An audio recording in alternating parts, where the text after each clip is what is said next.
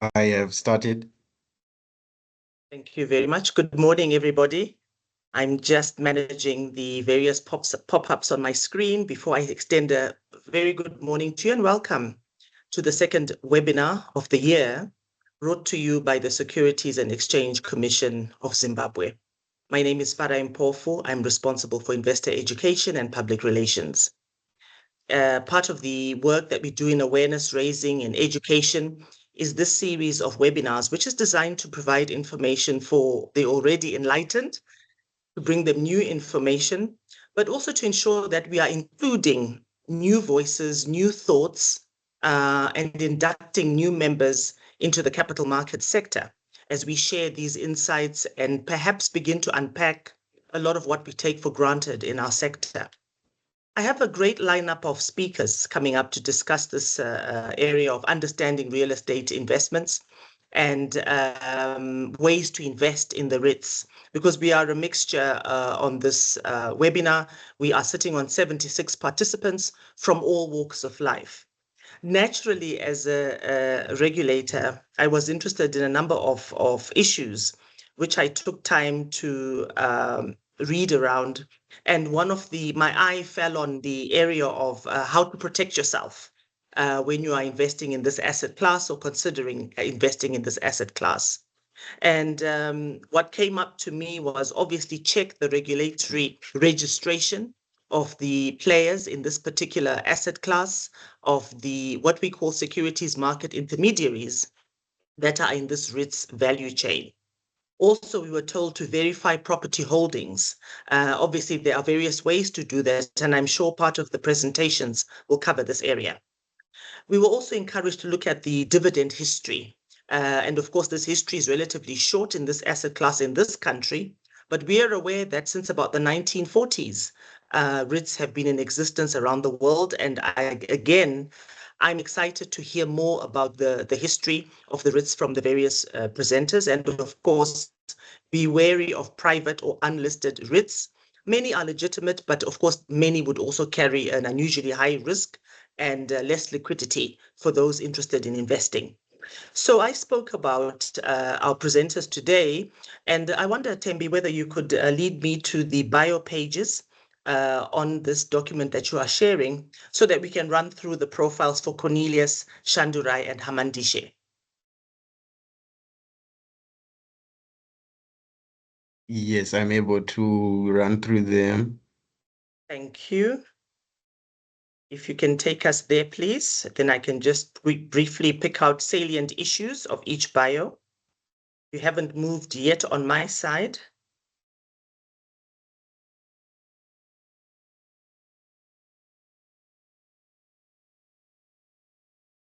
Okay.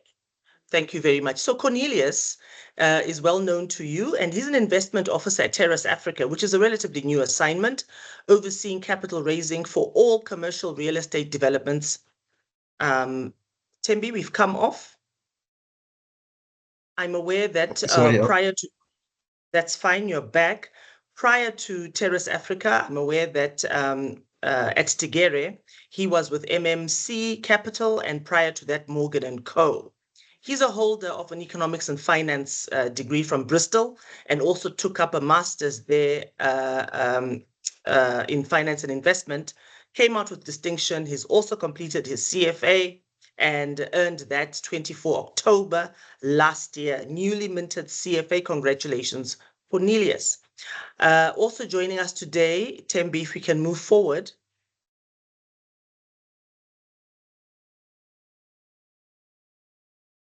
Shandurai Charamba. And Shandurai is a seasoned financial professional with expertise in the capital markets, investment analysis, and business development.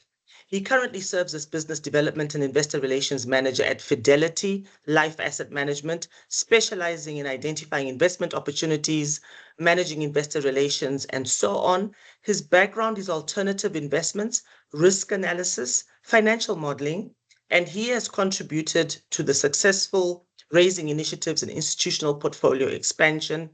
Qualifications are financial planning, investment performance measurement, and corporate finance. That's Shandurai.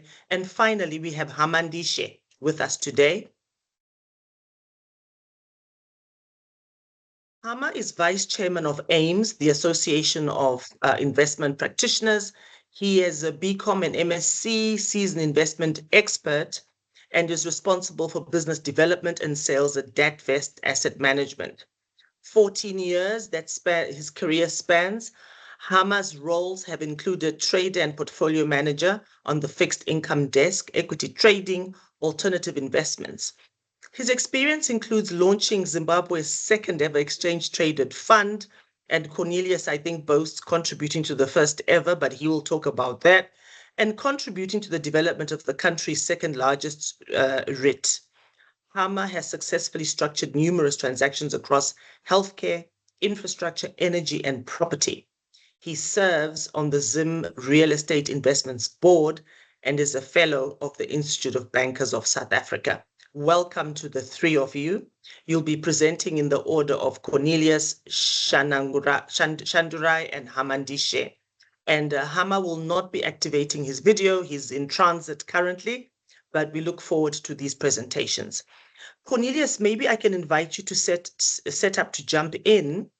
And while you're doing that, I will say that we are very privileged to have these three presenters here because they have actual boots on the ground. They're in the field and they have the ability to share from a theoretical framework standpoint, but also give us insights on the actual work that they are doing and real performances that they have seen, while also giving us a more global and regional perspective of this asset class. So Cornelius, over to you. You have 10 minutes. Thank you. Thank you, Farai. Can you hear me clearly on the mic? Yes, you're loud and clear. Please proceed. And we also see your presentation. All right. Good morning, everyone. Happy to be back with all of you. I think this quote is very important because all of you have invested your time in learning more about REITs, and this will pay the best interest, hopefully in the form of dividends. So let's just get straight into it. What is a REIT? A REIT is an investment vehicle used for the purpose of purchasing, owning, and developing real estate for rental income generation or for the yielding of development profits. There are three types of REITs in Zimbabwe, namely development REITs, income REITs, and mortgage REITs. Under local legislation, Zimbabwean REITs are required to pay out about 80% of their net distributable earnings to unit holders as dividends. REITs have become extremely popular over the last 2 decades or so. And this is evidenced by this growth, this extreme growth in market cap. The global REIT market cap was at 8.7 billion in 1990, and then it grew to $2 trillion in 2023. And this has largely been driven by extreme growth in the Asian markets. And we're seeing a bit more activity in Africa as well, bringing the total number of REITs globally to 940 from 120 in 1990. The first type of REIT I'll talk about are income REITs. And income REITs, as the name suggests, they invest in income generating real estate. Tigere, which is a property fund which we as Terrace Africa manage, is a prime example of a local income REIT because we have 100% exposure to income generating commercial real estate with a limit to the amount of development activity. Advantages of income REITs. I think there are quite a few. I could have added more, but these are the salient ones. There's limited development risk because the fund is underlined by completed assets, predictable cash flows, consistent dividends, liquidity, capital appreciation, as well as an inflation hedge, because the underlying rental income is linked to a lease schedule, which also has escalation rates embedded to adjust for inflation over time. Let's get straight into an example of a local income REIT. And this is Tigere REIT. Our fund objective is to generate excess risk-adjusted returns through the acquisition and active management of yield-accretive commercial real estate.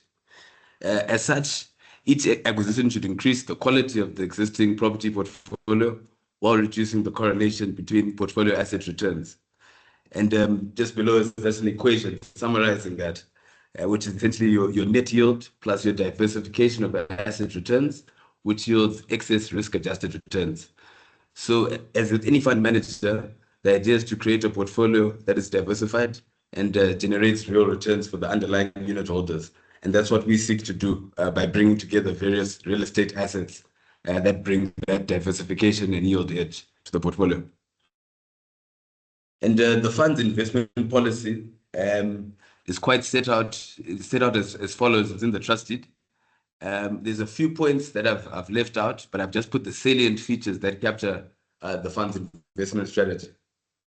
And the first one is that we invest in income producing real estate, as alluded to earlier, either on full title or on leasehold, which is where we pay a ground lease for where we hold the asset. And that usually has to be a minimum of 20 years. And then this sort of de-risks the leasehold structure. And we also invest into undeveloped land, but this does not exceed 10% of the REIT NAV at the time of purchase. And this is essentially to limit the downside risk involved with that, as well as the income stickiness that comes with holding any liquid asset. And investing in development projects, our current policy is that it cannot exceed 20% of NAV at the time of purchase. Regional investments, we do plan on doing those at some stage, but we're still just looking at the various assets where we have a preemptive right to acquire. We are also able to invest in listed equities and bonds, which have a maximum of 30% of the total portfolio. And this is just an overhead shot of Highland Park.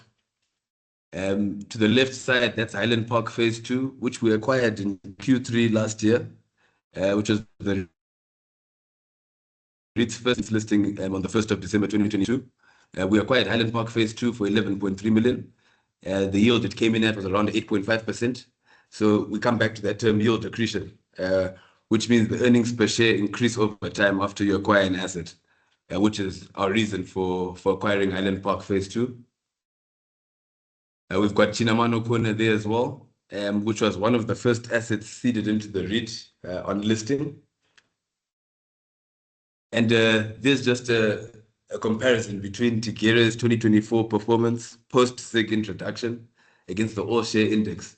And as you can see, the REIT did extremely well last year.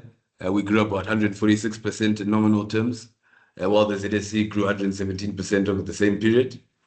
And the graph below just essentially allowed for a like-for-like comparison between the Tigere's performance and all-share performance through rebasing of the respective values from the 8th of April. And this just highlights our interim target to reach an NAV of 100 million USD by 2026. As you can see there in 2024, we got a 50% jump in our NAV following the acquisition of Highland Park Phase 2. And we expect a further almost 100% jump after we acquire Greenfields and Rua Phase 1 drive-through. In Q3 this year, it's indicative. So we are planning on acquiring those two assets this year. And we will ensure that they are yield accretive and that the dividend per unit increases over time following that acquisition. 2026, we do have a preemptive right to acquire a pipeline of assets. So by 2026, it's a matter of us deciding on which asset we want to add to the portfolio, which will give us a profitable increase to 100 million NAV. Mortgage REITs are not available in ZIM, and the main reason is that these REITs invest in mortgages or mortgage-backed instruments. However, unfortunately, mortgage tenures are quite low at the moment, and the structure of this nature, for it to be adequately de-risked, it needs underlying mortgages that have a long enough tenure. And given the rapid decline in mortgages and mortgage tenure, there are currently no mortgage REITs in Zimbabwe. Advantages of investing in mortgage REITs: predictable cash flows. They can be low risk if credit verification is done thoroughly at the mortgage borrower level. And there's also a heavy provision of liquidity to mortgage markets because these funds typically buy the mortgages off the bank's balance sheet. And in America, this has really aided the growth in home building, building over 1 million US homes to date, and that's been financed by mortgage REITs. Development REITs, I know Shandu will take you through this further, But essentially, development REITs invest in new development projects using funds raised from unit holders or strategic investment partners. The fund will typically pool resources together to invest in a greenfield project from the ground up. Unit holders participate in these profits once the completed development asset is sold, with the profits then reinvested or paid out to unit holders through dividends. And essentially, your development profit formula, it's driven by the value on completion of the asset minus the development costs. Often these REITs can form into a hybrid REIT if the underlying fund manager does not want to sell the development stock, but instead retain it for rental income generation.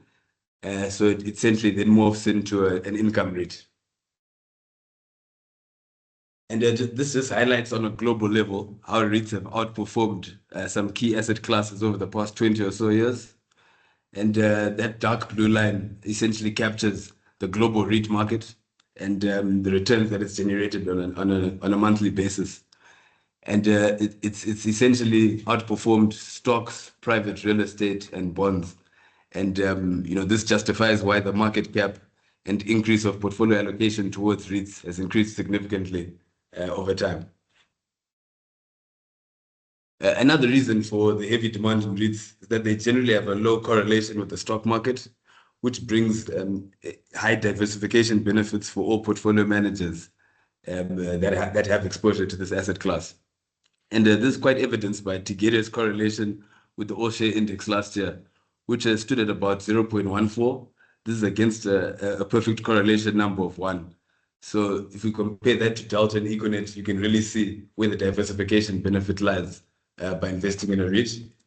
And that graph below just captures how global REITs are correlated to the global stock market. And if we compare them to various subsegments within the share asset class, you can see that generally speaking, REITs have a lower correlation than large caps, mid caps, small caps, growth and value stocks. Local REIT legislation. So Zimbabwean REITs are covered by 3 overarching bodies: the Collective Investment Schemes Act, Income Tax Act, and the Securities Exchange Act. However, only publicly listed REITs are permissible under local legislation, and Farai had alluded to that in the introduction.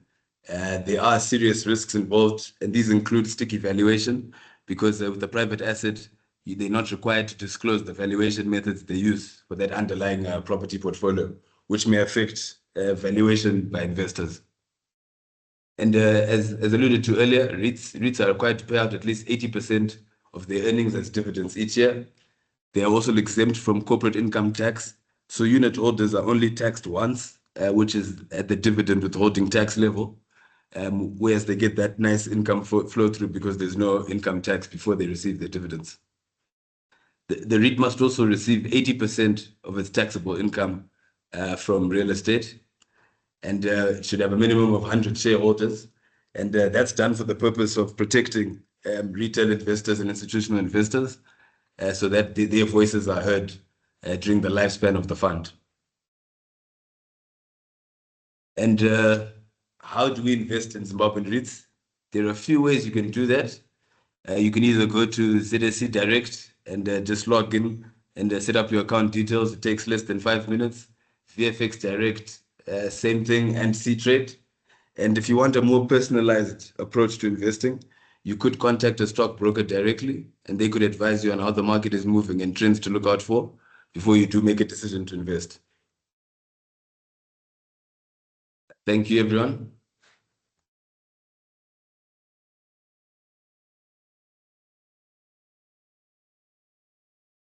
Cornelius, thank you so much for your presentation. I know it was a bit of a gallop, but I think the fact that we've got subsequent presenters who will be picking up the threads and some of the thoughts that you have planted and explaining further on some of the aspects that you've highlighted will be very helpful. Really, really grateful for this. You can see the applause coming in, the clarity in operation, the income and the development. REIT, with the mortgage REIT being unavailable at the moment for factors that you've raised. Thank you. And for also delving into the protection issues, investor protection issues. Excellent. And I'm seeing a lot of potential excitement. The performance speaks for itself. I also read earlier in preparation about what were called or termed unrealistic returns. You speak a lot about how this low correlation of the REIT with the stock market is helpful for diversification. And I'm certain Shandurai, who's coming up, and Buhama will come up later, will also touch on that. Shandurai, are you ready to take over? We'll be taking questions once all three presenters have made their presentations.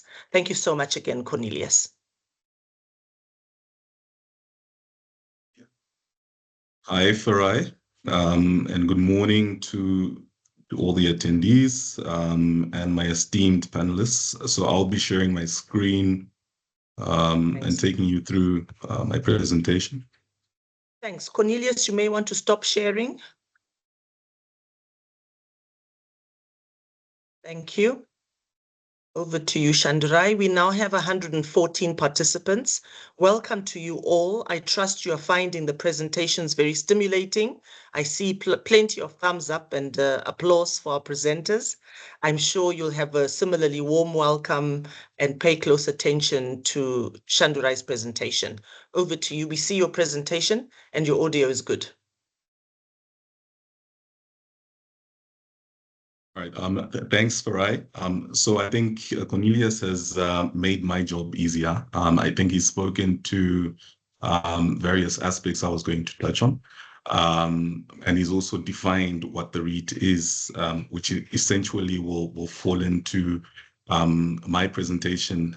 My presentation is focusing on how to actually invest in REITs. I'll take you through that. I'll take you through various metrics to keep our eye on. And then we'll also look at some examples of REITs within Zimbabwe and have an opportunity to showcase one of our assets as well.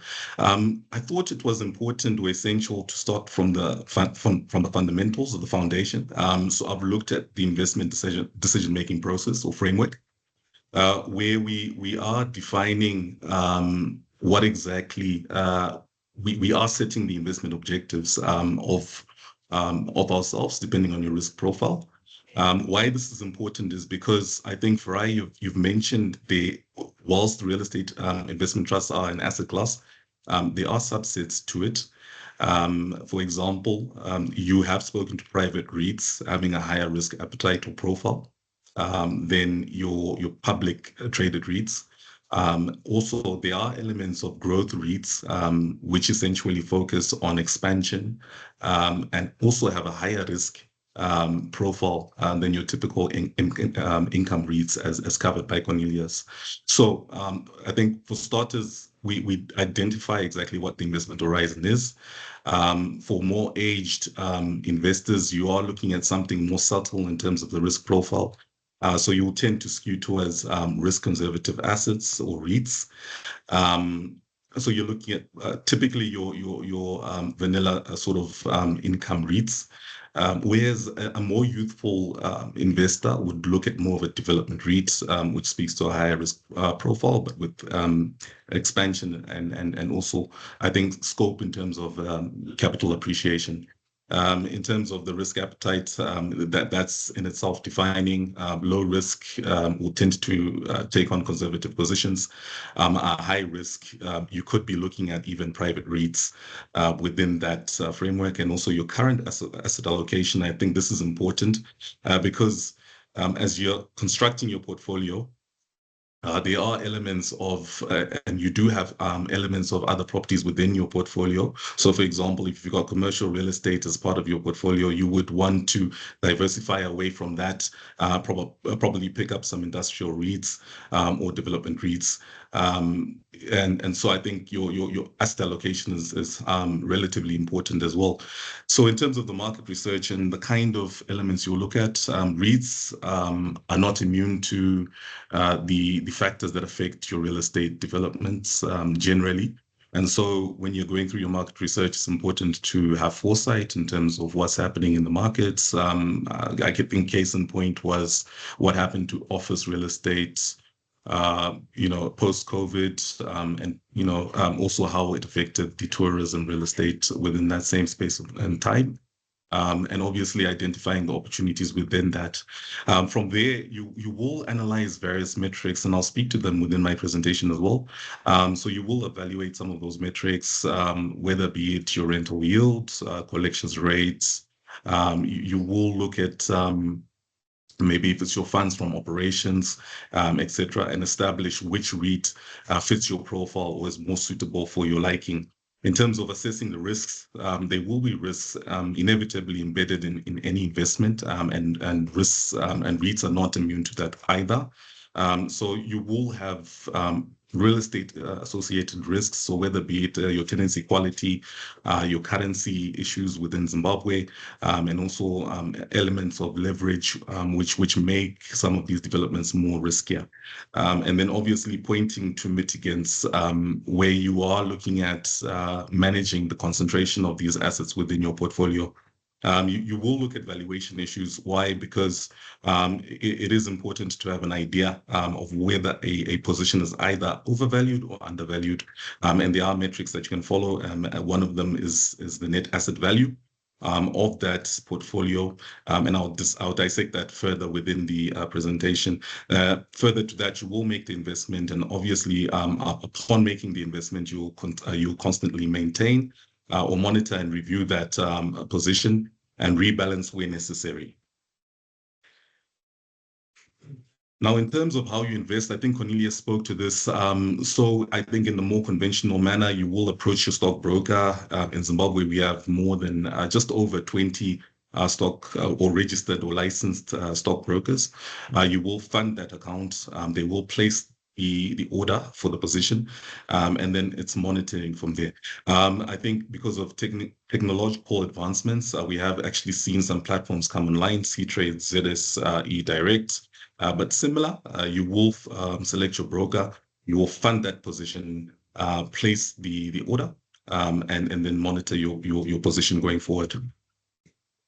Now, generally for REITs, pricing will depend on the nature of the REIT. So, for example, your listed REITs will typically follow the market capitalization. So that's the share price, multiplied by the outstanding shares, and you can infer your share price as market capitalization over your outstanding shares. But this is also publicly available and traded on a daily basis.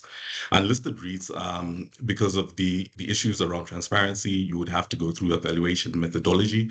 The more common one would be your net asset value, essentially looking at the value of the underlying portfolio. And how you derive the net asset value of the REITs, or the total REIT would be the unit price against the outstanding units. And obviously any discount to NAV through your valuation would then mean potential undervaluation and also potentially a long position or a purchase advantage. The factors that really affect your REITs, because if it's on a listed bourse, it will have similarities to the factors that affect any listed position. So you have issues to do with investor sentiment. You have macroeconomic factors to consider in terms of inflation and exchange rates, which tend to propel the markets, and also interest rates, particularly in more modern or global economies, where they tend to divert capital and soften the pricing of the asset on your listed positions. In terms of the property valuations, so there are multiple factors that will affect your valuation, and that's you would consider your market trends. So we've seen, for example, softening of CBD property valuations as corporates move out into suburbs and in response, a strengthening of suburban yields. There could be property-specific attributes. Maybe it's the quality of the tenant. Maybe it's the state of repair of that asset. And obviously macroeconomics, high inflation could also lead to high defaults. So those are some factors that you need to be aware of. The key valuation metrics, what I've done here is I've established two categories. So they are the investor attributes, which are in green, and then they are more of your operational attributes, which are in gray. In terms of the dividend yield, what we are trying to measure there is the income generation of that asset into the pockets of the investors, and how we derive that is actually we divide our dividends by the current share price or the market cap of that REIT. It does provide an indicator in terms of the income propensity. Obviously, the higher the dividend yield, the more attractive the position. In terms of your fund from operations, we are looking at a metric that tries to capture the cash generation propensity of these assets, and how we would derive it in terms of computation is to add back your accounting line items like depreciation, but also net it off your gains from properties to present a more clear visual in terms of the cash flows that are generated by that position. At this stage, I probably want to just raise caution to say that when it does come to valuation, it also does depend on the kind of asset that you are valuing. What you would see is an FFO applied to an income REIT would essentially be higher and more appropriate. But when it comes to a D-REIT, may not be the most appropriate measure, because a D-REIT's methodology, or at least philosophy, is for expansion, and therefore it could have elements of reinvestment of some of those dividends, and you'd have to gauge it over a longer term or a longer tenure. And then there is the net asset value, where we are trying to gauge the intrinsic value or the real value of the underlying assets. It's a computation of the summation of the assets that are held under a portfolio, and where we have a discount to NAV would imply a long position, meaning that you could possibly pick up that stock, and depending on your outlook or your forecasts, pick it up at a discount. So we also do have other metrics when it comes to real estate, for example, your occupancy trends or rates, which gives you an idea in terms of lettable area and what extent a property has been leased. Your rental yields would be derived by your annual rental income divided by your property market values. So essentially a higher yield would point to a more attractive asset. However, you also would, where the rental yields are exceptionally or overly stated, there could be indications of issues to do with the valuation of the asset as well. So that's something for you to be aware of. Collection rates, also rent escalations, expense ratios. What I've also just provided for your reading post presentation is just a summary of those metrics. This list is obviously not exhaustive. There are other metrics that you can look at, whether it be your IRR, your development premium, or your development yield, etc. And why these metrics are very important is because, particularly in Zimbabwe, we have had history in terms of inflation and currency, and obviously economic volatility. All of these can affect real estate in various shapes and forms. And some of those metrics would point to the resilience of those assets under distressed conditions. Now, I think this would be examples or practical examples of REITs as per my guideline for my presentation, and there you have it. I think the first licensed REIT being Tigere REIT, and their philosophy is really on retail oriented properties. I think Cornelius has done justice in terms of the visuals, but they do have quite a significant, extensive exposure to retail, and it keeps growing.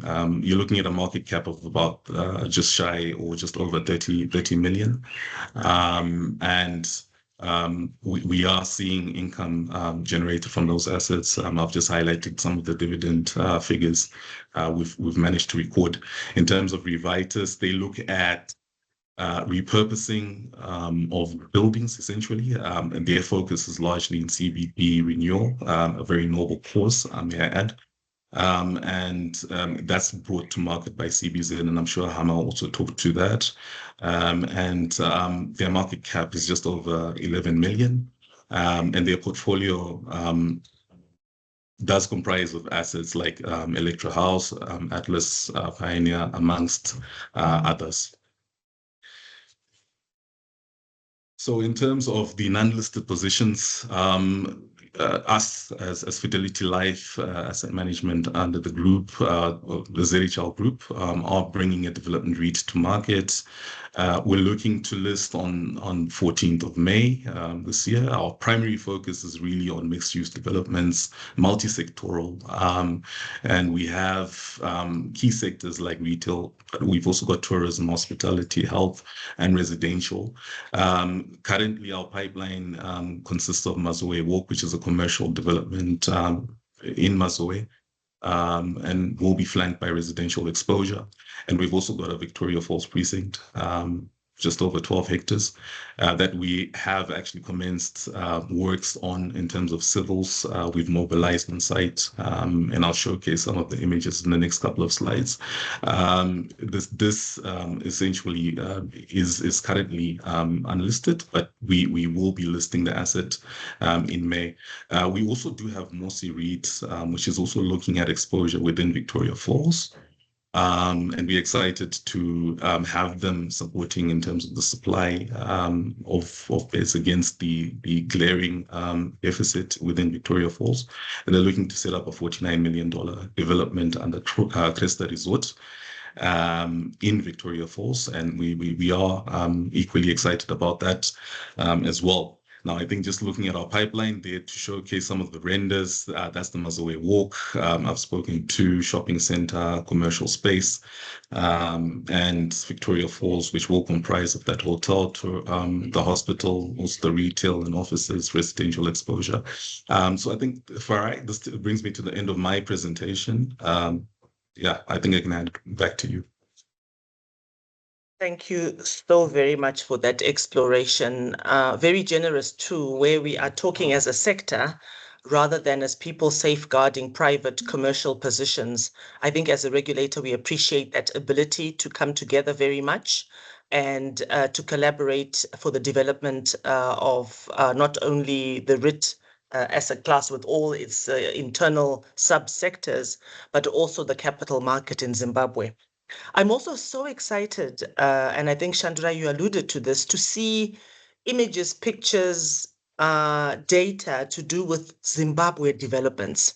So often we're exposed to material, case studies, etc., from outside our borders, but the excitement I feel, in fact, it's almost euphoric to be able to speak about actual developments happening here. And I respect the presentation from Cornelius, which was giving us aerial photography of some of the transformation that has happened in some of our inner city as well as suburban areas. So at this point, if you stop sharing, Chandra, thank you. Lots of applause for you and thumbs up. I would like Hama to come in. Hama, I hope you're on standby and that you're in a good place connectivity-wise to begin to share.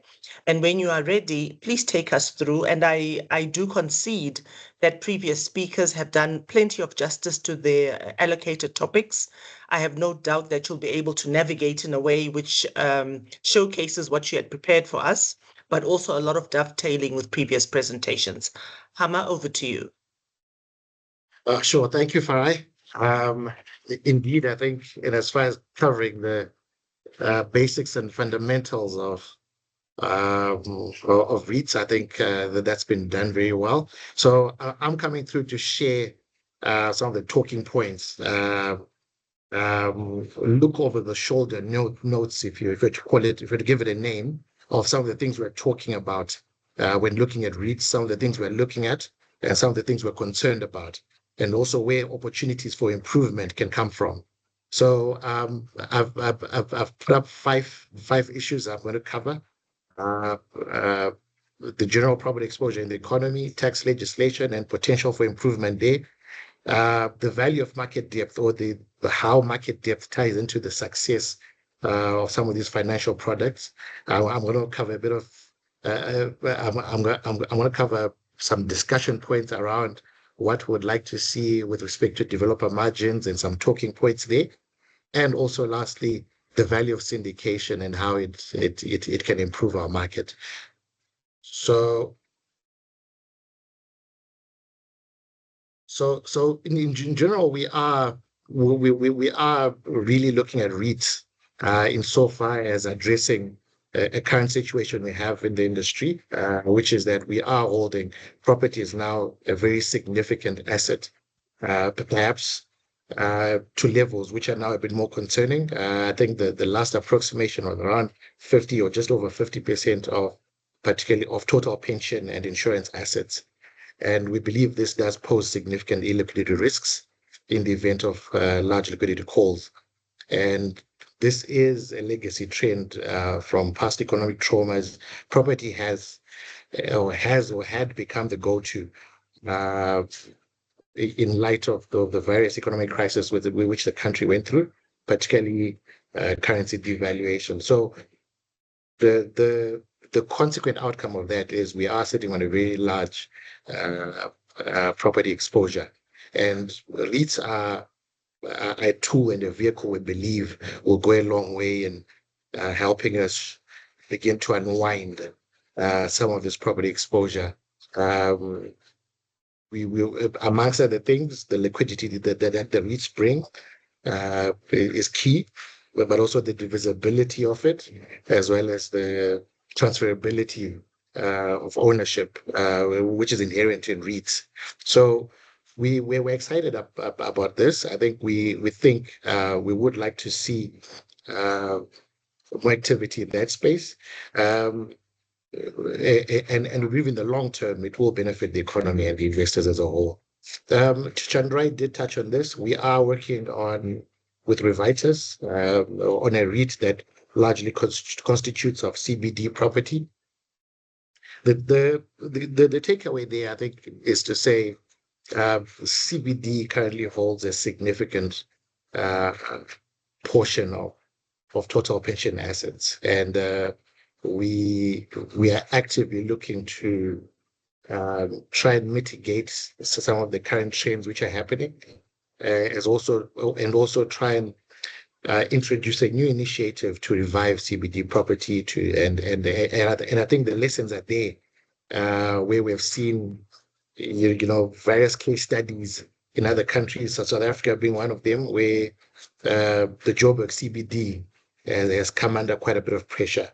And we want to be a bit more proactive, try and come ahead of it, and begin to explore ways to revitalize CBD property. And we believe REITs are potentially a very good vehicle for this. They're an opportunity to raise capital and potentially even repurpose some of these assets in line with new trends, and we believe in the long term it will benefit the whole economy. Suffice to say, pension funds and insurance assets are a very critical part of the economy, and they represent a significant savings portion of the whole economy as a whole. So we are actively looking at REITs to come through and begin to perhaps provide a solution to how we can restructure and repurpose CBD property. Overall, we believe that this process is going to be eventually a collective action amongst all stakeholders, including policymakers who particularly focus on urban planning. So there is a lot of work around this, but we're excited about it. We think there's potential, and we will be actively tapping into the REIT space to see how we can do that.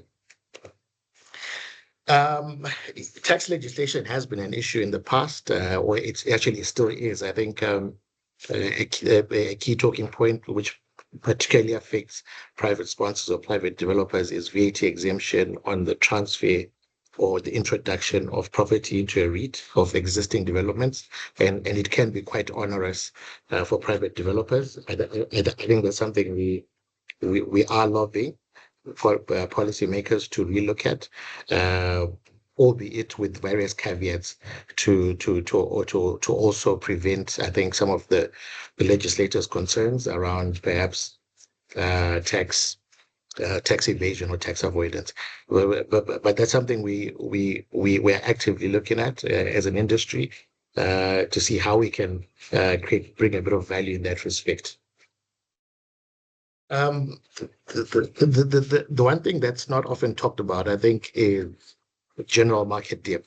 REITs, like any other financial instrument, thrive in a vibrant financial market, and one that is characterized by economic growth, property demand, access to capital, increased liquidity, diversification opportunities. So I think as we continue to innovate, let's also take collective responsibility and action over the growth of the whole market as a whole. Because you don't often get these products thriving in isolation. They get value from a deep market, from a vibrant market, and I think that's really a call to all the stakeholders in our markets, the regulators, market players, to say, as we innovate, let's also push for, let's also protect our markets, be it from adverse legislation, be it from different points or different pressure points. This is what then gives value to the various innovations which we are looking at. So we believe this deserved a slide just to cover that, to say innovation thrives in a general vibrant financial market, and that's something we'd like to see a bit more. An interesting talking point, and I think this is something which has come up time and time again, is to say, let's begin to align issues around how we develop some of these products. Let's self-introspect. Let's self-introspect, particularly for new developments and the developer margins we place on the development of these assets, because we believe in the short to medium term they actually do significantly eat into REIT yields. The counter argument is, yeah, we are still able to deliver what you want, but it's more of working backwards than anything else. I think if anything, let's work together and encourage participation within in the developer margins, be it through capping them and increasing yields. And from there, I think we will begin to see more participation. The margins tend to come from various sources, such as land acquisition and development costs, construction and project management fees, interest and financing costs. The solutions, again, I think by and large, let's look to align interests. Transparent disclosures go a long way in bringing investors on board, and amongst other things, perhaps competitive bidding with respect to the project development itself, and the various service providers that come into play. But we believe that the new products on the market have the potential to grow much bigger and much faster if there is that move towards perhaps unpacking yields and margins, and begin to bring some of that back to the investment community. Lastly, I think the one thing we believe will bring long-term value to the growth of REITs in this economy and any other financial product in the future is syndication amongst different market players, be it in the same line of business. Asset pooling, we believe, is going to be key in the growth of REITs. the assets are there, but they need to be brought together into a vehicle, and it's a whole discussion on its own. How do you do it? How do you apportion value, yields, and so forth? But that's something we believe, particularly when looking at pension books and insurance assets, we believe asset pooling is going to be critical in beginning to use REITs as a vehicle to give us the value we want and give us the direction we want as a whole. Asset pooling will in the long term also achieve critical mass, particularly for smaller asset holders, and allow them to buy into buy into more efficient vehicles, and which also bring about economies of scale. Fry, I think in summary that's my contribution. It's merely a bridging what the other speakers had already captured. Thank you so much. Absolutely, Hama, and you've done a great job of it. And in addition to the contributions you've made, you've also, I think, taken us onto another level, that of the national agenda, where we look at the bulk of our pensions and insurance portfolio being invested in this particular asset, 51%. It has to be a discussion taken to that level, and the responsibility, as you are pointing out, not only to innovate and stimulate growth, but also to do these things with a mind on the responsibility we bear for the development of the market, and also to protect it at the same time. So you raise some really big issues, and it seems to me, as always, that as we draw to the end of every webinar, there are issues raised that warrant several other episodes of the same. So thank you very much to all presenters, Cornelius, to you, Shandurai and Hama. I would like to take a couple of questions in the time that remains. And I can't see any hands raised right now, but I would encourage those who wish to participate via audio to simply unmute and go ahead and make a contribution. Do we have any on standby? Obviously, the speakers who had gone earlier, there may have been thoughts triggered by listening to your colleagues, and I'm also happy to take additional or comeback comments from you, even though you had the benefit of presenting. All presentations have been deemed to be very helpful and very good and very progressive. And I say again, it is wonderful to have this very Zimbabwean perspective of what is happening on our own streets. There's a question here to say, do the REITs have offshore options? Any one of you can take that one. Do REITs have offshore options?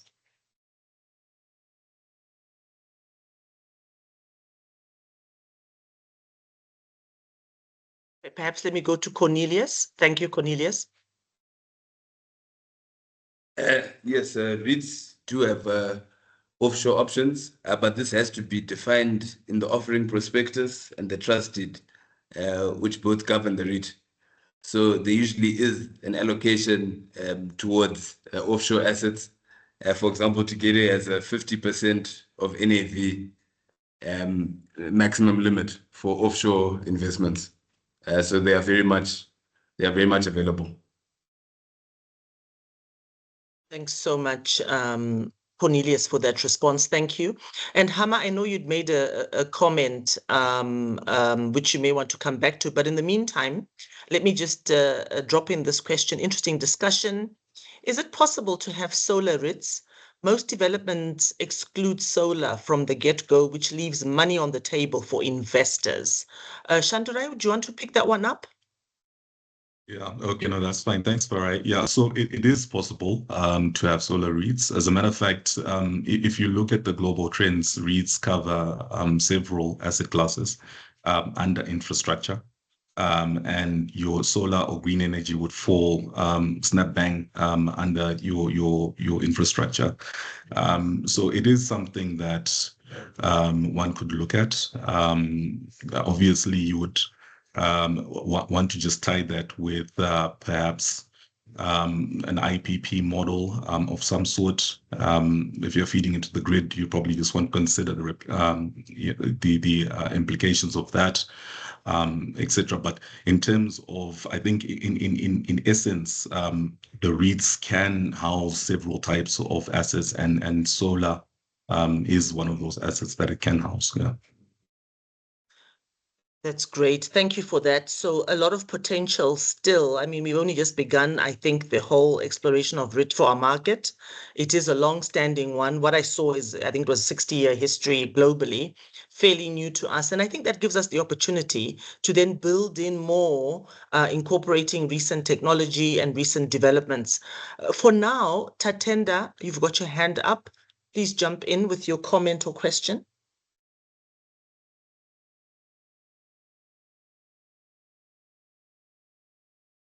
Tatenda, are you there?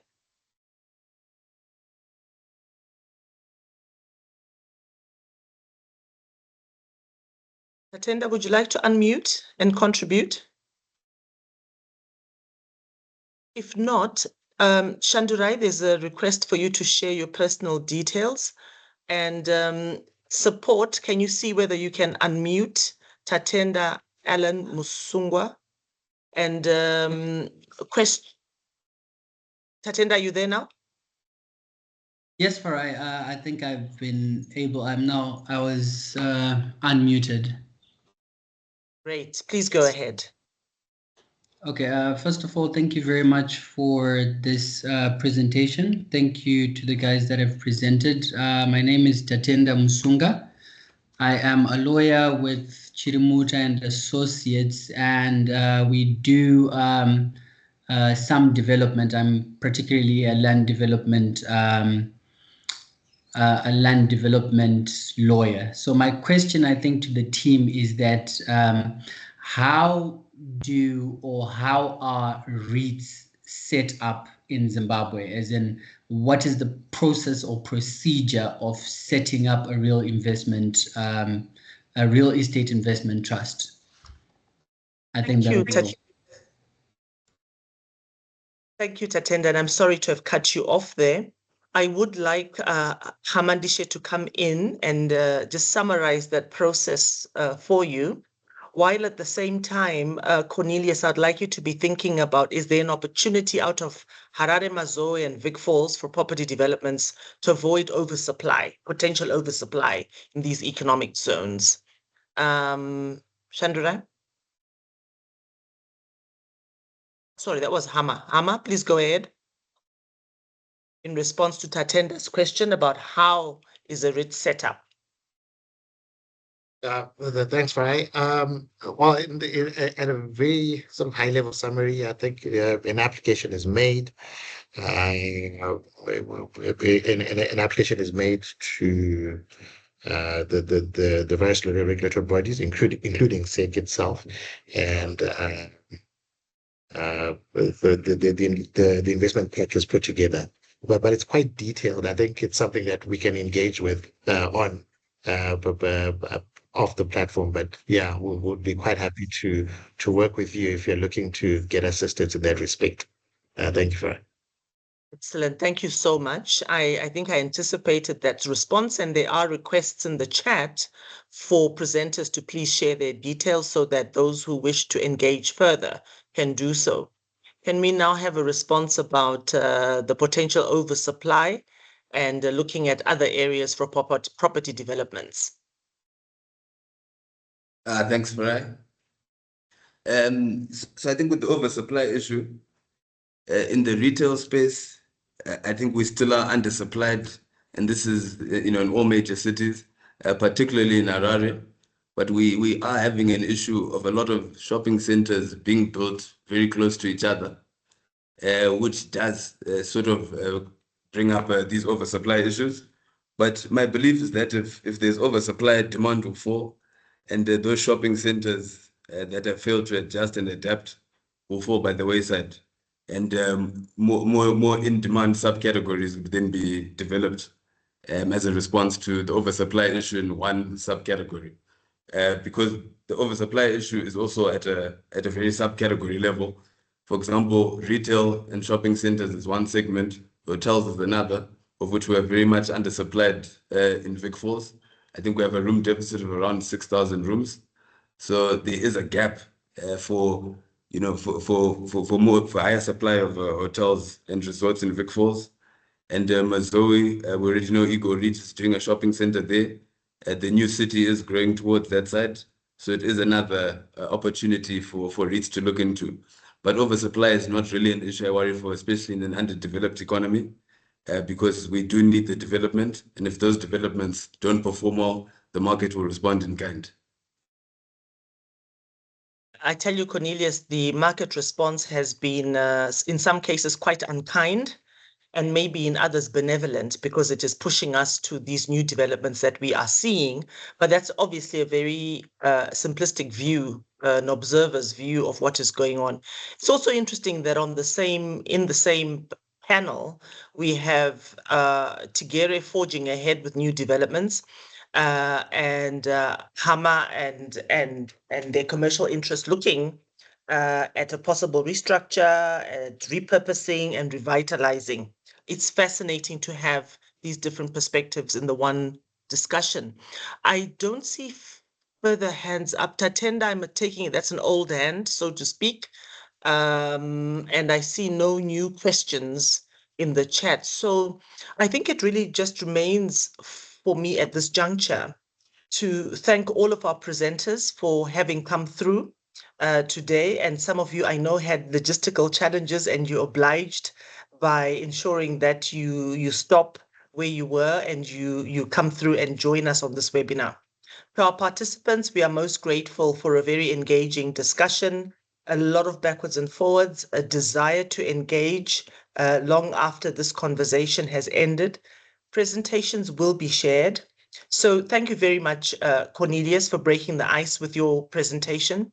Shandurai, thank you for being the filling in the sandwich and providing great perspective with your presentation. And Hama, from the distance that you are, we thank you so much for wrapping it up and for ensuring that we remain focused on the national and wider objective and on the responsibility of developing our market while protecting our investors. So, gentlemen, thank you. Our participants, thank you.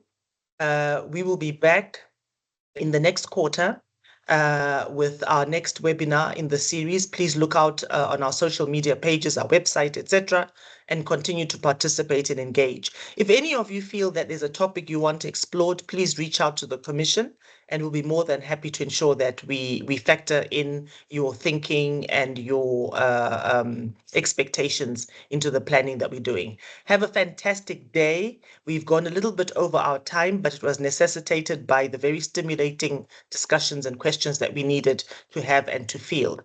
Take care, everybody. See you soon. Bye-bye. Thank you. Thank you, everyone.